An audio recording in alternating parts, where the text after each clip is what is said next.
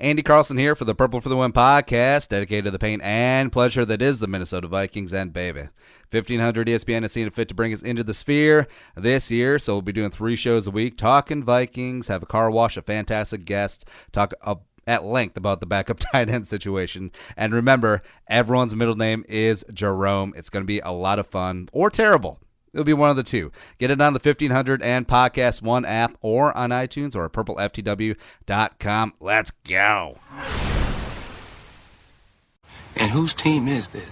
Is this your team or is this your daddy's team? Thanks for listening to the Dad Mode Podcast, common sense parenting in a politically correct world. Here's your host, Andy Carlson.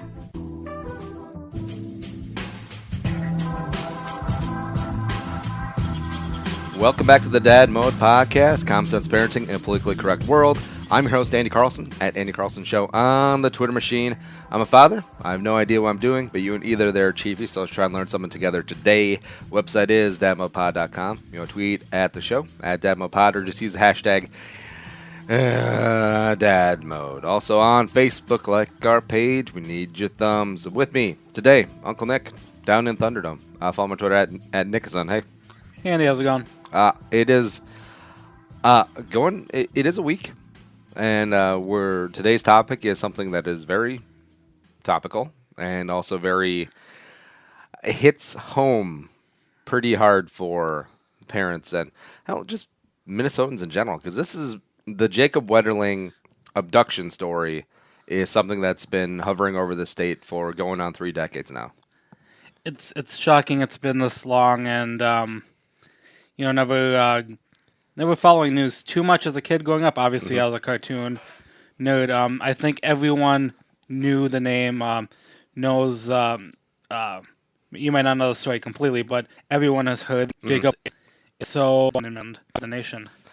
It was weird finally getting closure, having that psychopath Danny Heinrich finally lead families to the remains of Jacob. And it's kind of skeevy the way that they got the information, because they basically, they knew, like Stearns County officials, they knew Danny Heinrich was the guy, and a guy for probably many crimes, and they go around and get federal child porn charges on him. Now this is like Capone going down for tax evasion. You know, like he's done a lot worse stuff, but they finally get him out of technicality. So they hold this over him. And they basically make a deal of, hey, you get federal time and probably a deal for protection while he's in there, since child pedophiles are generally not the most well-regarded in prison. Mm-hmm. Who knew? And so he won't be charged with Jacob's murder or abduction or assault or anything like that. But he did lead them to the body, and it did check out that was Jacob Wetterling, and almost 3 decades later, mystery's finally solved. Yeah, it was heartbreaking reading Patty Wetterling. She did a quick, short statement to everyone. I'm trying to pull up here on my phone. I'm not that fast on it, but it was short and sweet. Just here we go.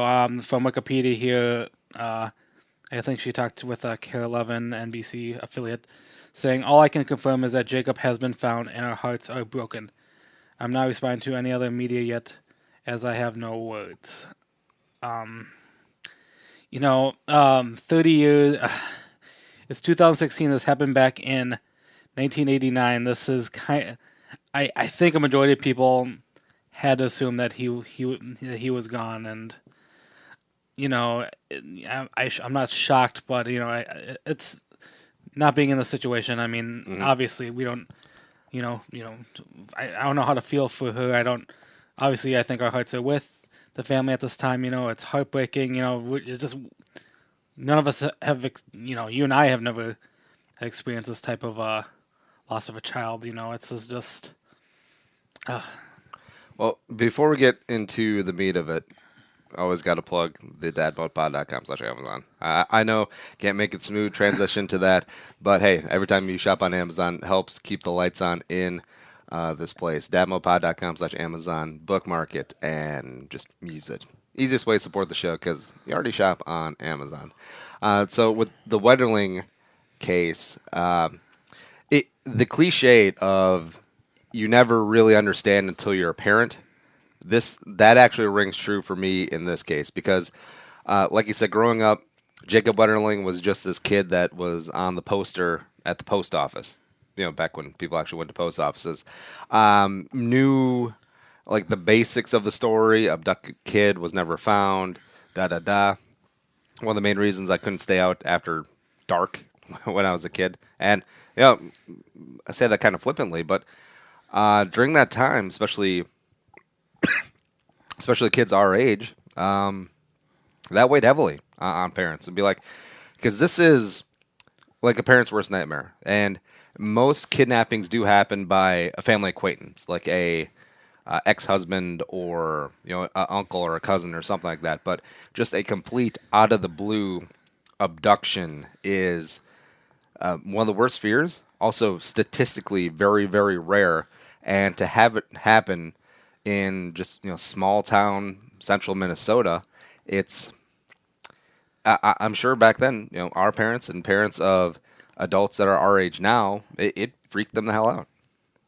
No, I completely agree. It's and I've been meaning to ask this question about obviously Jacob Wetterling was not the first kid ever kidnapped in the history of the world, but I almost feel like Nope, that was Moses number one.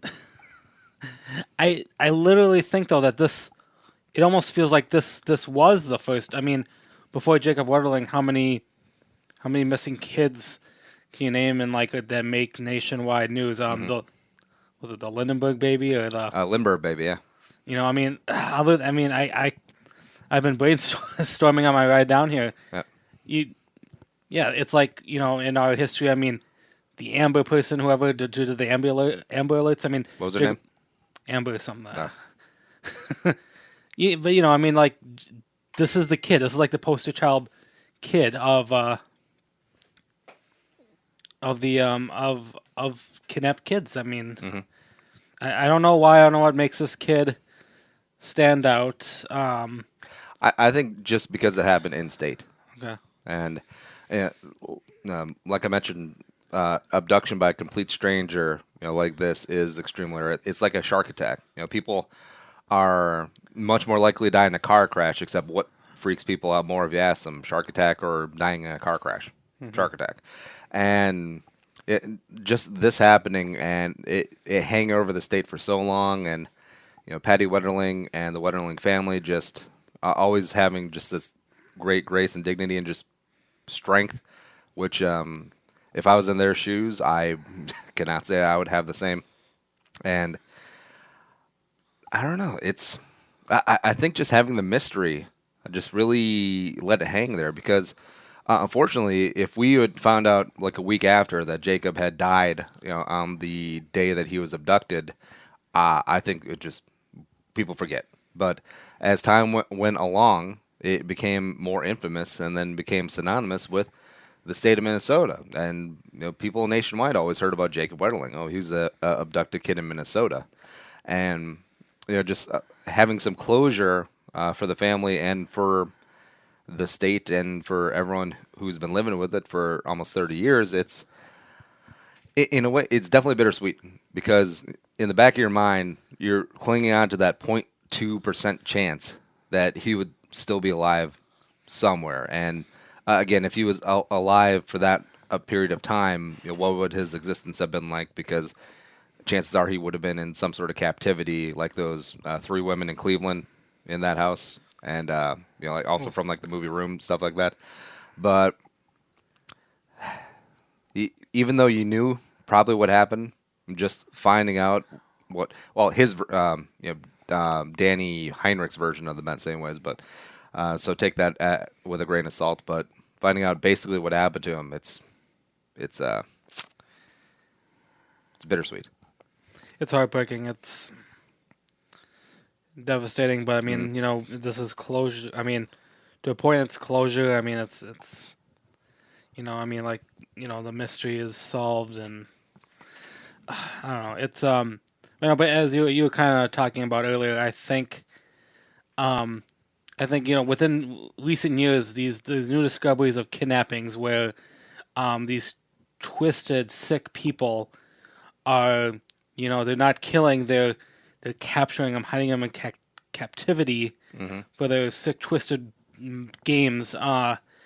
You, I think it shines light on hope that a lot of these kids who are disappeared. I mean, that they are still out there, and I don't know. I have mixed feelings about the whole you'd hope that they were still alive. But I mean, the things that those people went through is just so it's heartbreaking. This isn't a comfortable story to talk about, really. As weird as it may sound, and the wife and I have been talking about this, is that we really hope that Heinrich's version of the events is true. Like that, the night he was abducted, he was killed. As weird as that may sound, and that if he was going to die, you would want it to be as quick and relatively as painless as it would be, being shot in the head, as opposed to, don't need to go into detail, but many other ways that he could have died. And it's, yeah, like, could you imagine if he was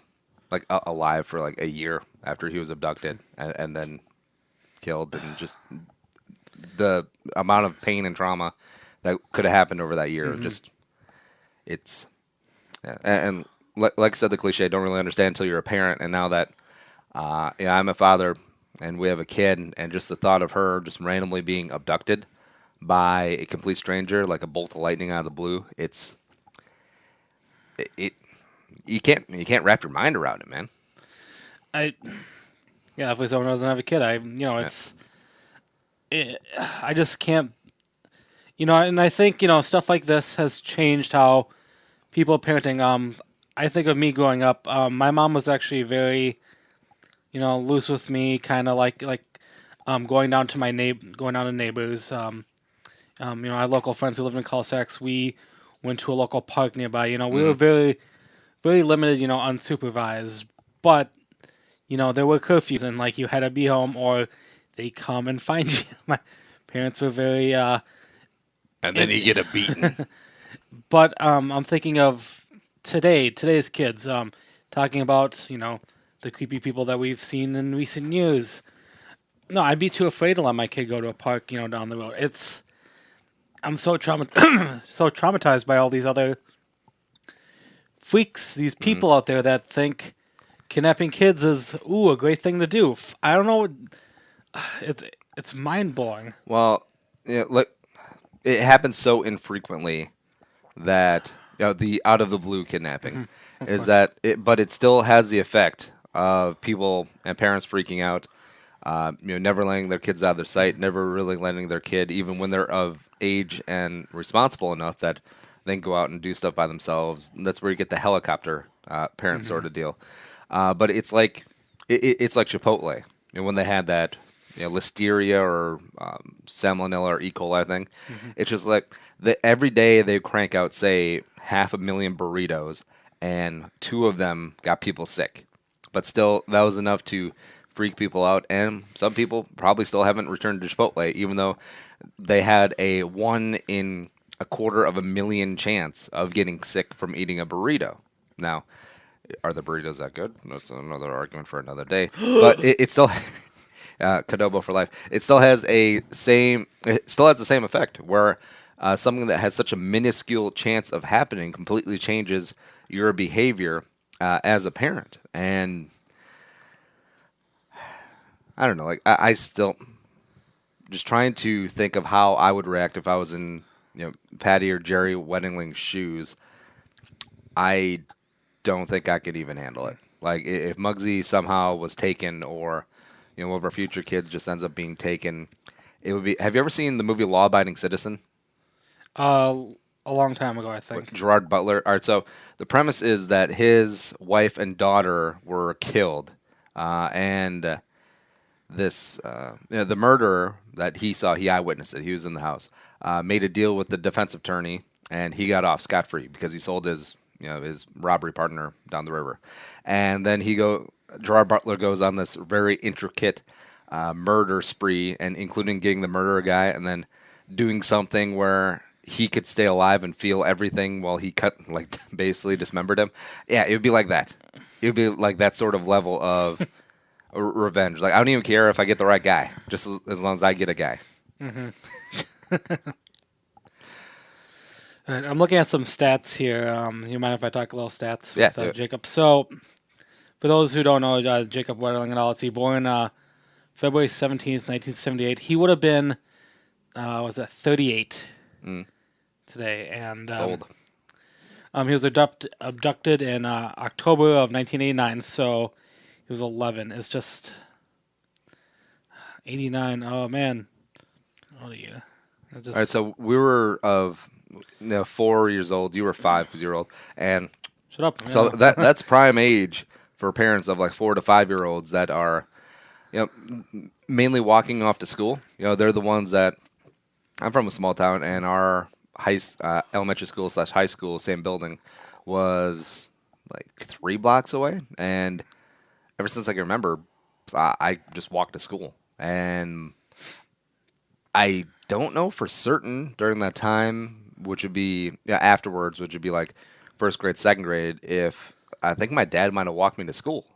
Now that I think of it. Yeah, that sounds right. I grew up a couple blocks from my elementary school, so 91. So a couple years after this disappearance, but I think those earlier years, I was accompanied by someone. I usually had older neighborhood friends who went with me, but very rarely by myself. And just and, it's weird. As bad as it may sound, the numbers will bear it out. Say your uncle walked you to school every day. It would be much more likely that your uncle would kidnap you than some random stranger in a van. oh yeah. Especially knowing your uncle. Hey, whoa! But Most of my uncles are fine. yeah, Sorry. you go with the most. Yeah, but I feel like you hear about kidnappings all the time, and it is always very sad. And you hear them across the country. You hear about them on the nightly news or read about them in USA Today or whatever. But it just doesn't really hit home unless it's like very close. And in this case, it was Paynesville. It's right in the middle of central Minnesota, kind of near St. Cloud, and this was every single town, every single city in the state of Minnesota, and I think that's what put people on edge. I don't know. As I was saying earlier, though, I mean, I'm just, obviously me and Andy both being from Minnesota. I mean, I feel like this is like one of the most nationwide stories, though, too. Like I think, I'm pretty confident people in all these states. I don't know too many people outside of the state, but I just feel like this is a well-known story, isn't it? I mean, nationwide. Well, I think it definitely grew in infamy just because there was never any resolution. Like, kids don't just up and vanish. Like, sometimes they'll take 3 or 4 years, but they'll follow leads. They'll catch the guy. Oh, by the way, they could have had Danny Heinrich early on, but that's another argument for another episode. But usually there's some resolution. Probably within 5 years. But man, 30 years or 27 years. It's quite a bit. And also the details of how he got rid of Jacob's body or hid his body. He stole a bobcat from a construction site. You're in a small town, man. Like, who's not going to notice you stealing a bobcat or following the tracks or anything like that? Like, where was the police work? I'm reading it right now. It's. I don't know. This is just a horrible story to. Oh, also random. I know a girl whose mom was a middle school teacher in Paynesville and was actually Danny Heinrich's like 7th or 8th grade teacher. And she said even back then, like, the kid was just off. The abductor, Danny Heinrich, was. Oh, okay. Yeah. I was thought you were talking about a kid. No. So the abductor, the kidnapper, the pedophile, Danny Heinrich, was off back then. And this is the really sad thing about it is that usually these sort of child pornographers, pedophiles, child rapists, those sort of things were victims themselves as a youth, and then traumatized them. It rewired their brain to say that this is okay, this is what you're supposed to do, and have no info on his background, but I'd be willing to put down some decent money that Danny Heinrich was also abused as a child. And of course, that doesn't excuse his behavior, and he's also going to rot in hell, which is fine. But it's just a vicious cycle. It truly is the crime that makes double victims, because you have the child victim, and then chances are that person is going to make victims of children down the line when they're an adult. This is straight out of like a Law and Order SVU episode. That's what this is, and it's just a horrific act. And I didn't read too much into it. I'm sure we'll talk about it at the end. But it says he's not being charged with this crime. Mm-hmm. I was questioning it, and I was at first questioning if this was because of what's that statement when the crime gets too old that you can't charge? Statute of limitations. Yeah, I didn't know if there was a statute of limitation that had to do with it, but it sounds like, reading in what you just said, that it's going to be because he confessed to where the body is. He's going with a lesser crime of child pornography. He's getting 20 years. He's going to do 20 years. And I'm trying to find this guy's age. Do you know how old this guy is? He's in his 50s. So he's not too old, so he can live out the sentence. But what is the point? I think that's... Honestly, what's the point of incarcerating this guy, costing probably $100,000 a year to keep him housed and fed and special protection and that whole thing? Let's just shoot him. Hell. Give him the same fate that he gave Jacob. Shoot him in the head twice, and let's bury him somewhere in central Minnesota. Why not? Because think about $100,000 every year, and not adjusting for inflation, and to make it easy for math, that's fine. 20 years. Let's say he serves out the entire sentence, so that would be beep bop bop bop boop, $2 million. Mm-hmm. We could save just by 38 cents of 38 special bullets. See what I did there? I got that. I got that. Minnesota rules. I don't think we have a death penalty here, and yeah, stuff like this. You really wish we did. But I mean, that we can argue that another podcast. Also, what's crazy to kind of date this is that when Jacob was abducted, they were coming back from a Tom Thumb because they had just rented a video cassette. Yes, that's a very interesting storyline. I remember Tom Thumbs. Yeah. See, I don't. The only thing I know about Tom Thumb is the donuts at like fairs and things like that. In the cities, I know there were a couple of Tom Thumbs. They're like the quick trip of the. Now they're called Loaf and Jug. I can guarantee you, I don't think any of those exist in the cities anymore. All right, so it's a subsidiary of Kroger, which under the umbrella is Loaf and Jug, Quick Shop, Quick Stop, Tom Thumb, and Turkey Hill. Notice no Quick Trip. Huh, interesting. But they got everything else. Where are they located? What's their... Colorado is their base. Interesting. So the Tom Thumb podcast. Easy way to segue away from Jacob Wetterling. But now that... If you were Jerry or Patty Wetterling or the family, would you... Say you could go back a couple weeks in time and you still didn't know the whereabouts of your son, or you didn't know the details of his demise or anything like that. Would you want to know, even if you knew there was a chance that it could have been a very, very grisly, terrible death, or would you have just wanted to not have closure, just hang out there? I don't feel right to answer just because I said not being a parent, but I would think you'd want to know no matter what. I think for sure knowing, no matter how tremendously painful it is to know, not knowing, I feel like is that whole it hurts so much more not knowing, to be left up. I mean, your mind wanders, and after so much time, I'm assuming, when this happened 30-something years ago, I mean, it just, I'm sure it'd be so frustrating not knowing the truth. I agree. And I think, say example, like one of my children were abducted, or Muggsy around my future kids. Just if you never got closure, even as an old, like 80-year-old man sitting in the nursing home, be like, my 60-year-old, my 50, 60-year-old son might just walk through that door because they never know. And just a little bit of hope is enough to drive you insane, you know?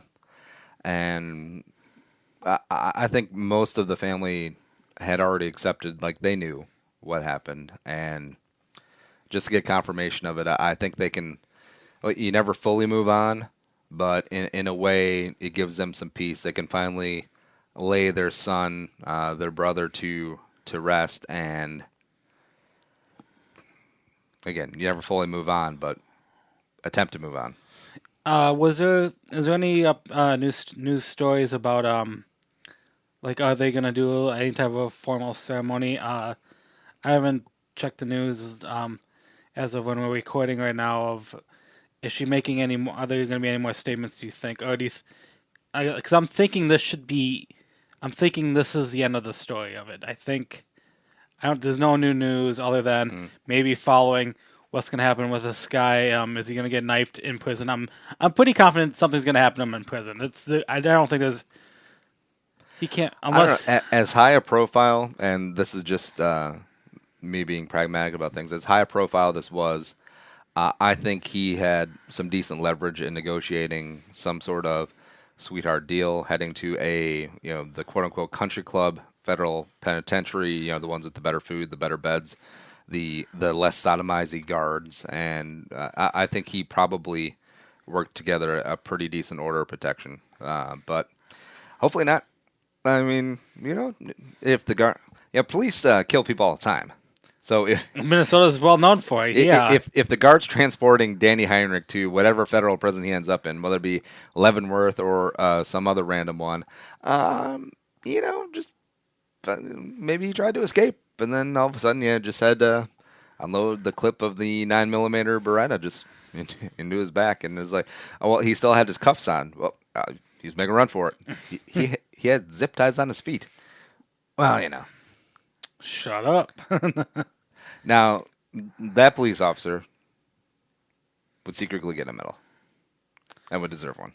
There would be like the high fives or something. Yeah, it'd be it's.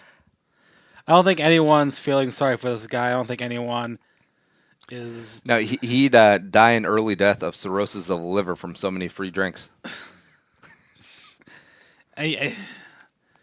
No, this is something everyone is probably rejoicing about. Like this, just creepy, like pedophile, frickin', child pornographer guy.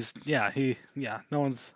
Now, this is something that Adam Carolla, podcaster, a guy I look up to and agree with on a lot of things.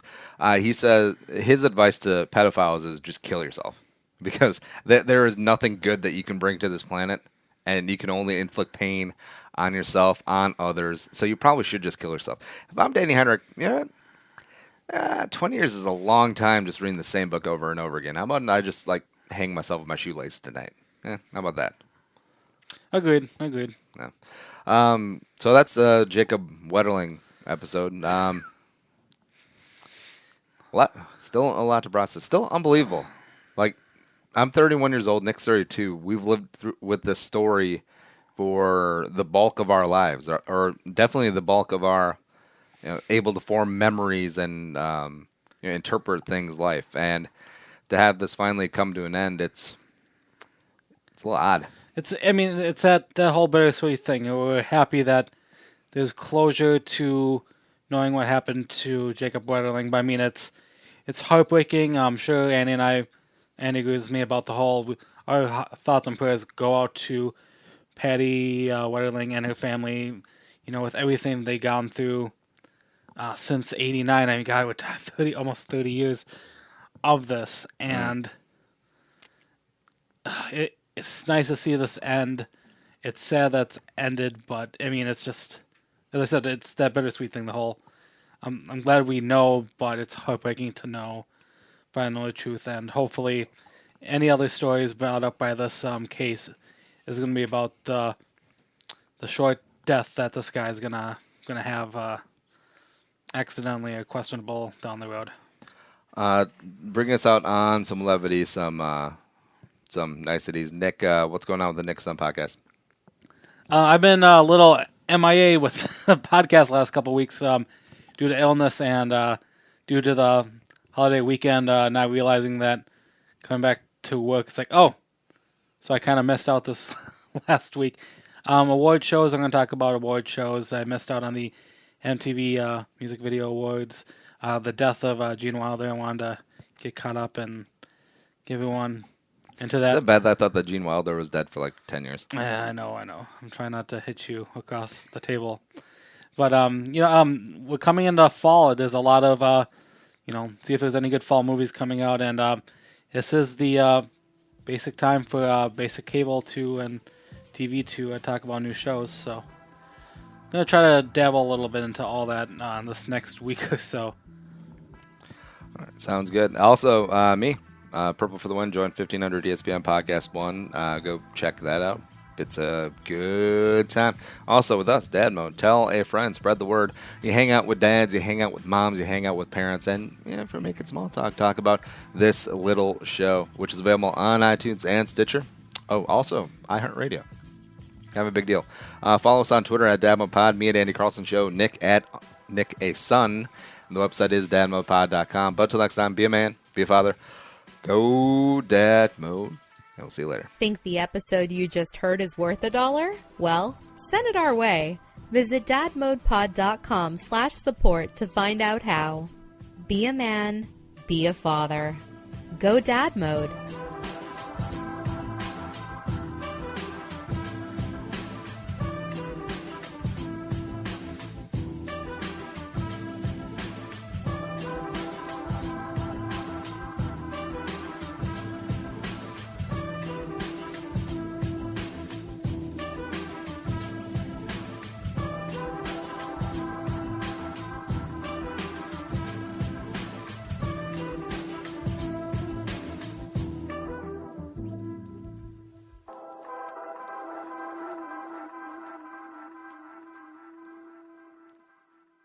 The music is created and produced by Deeb. To hear more of his tracks, visit soundcloud.com/Deeb. Hey everyone, it's me, Nickason, aka Uncle Nick, co-host of the Dad Mode podcast. Before we begin the show, I thought I'd let you guys know about a side project I'm working on called the Nickason podcast. That's right, I am hosting my own podcast where I talk about the latest news in the entertainment world. From movies, television, music, anything pop culture, I talk about it on my show. So please check me out, the Nickason podcast. We air new episodes every Wednesday. Now, on with the show.